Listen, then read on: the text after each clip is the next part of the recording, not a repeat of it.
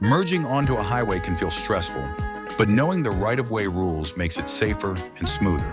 As a driver, there are two key situations to watch for. If the broken white line ends before the merge lane or continues to the end, your right-of-way changes depending on the situation. In the first, if the broken white line ends before the merge lane does, this means there's no set right-of-way, first come, first go.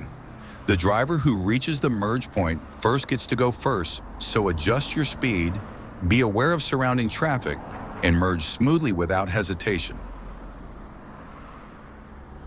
If the merging car reaches the end of the merge lane first, it has the right-of-way and can go first, as long as it's safe. However, both drivers should be aware and adjust their speed accordingly to avoid sudden moves.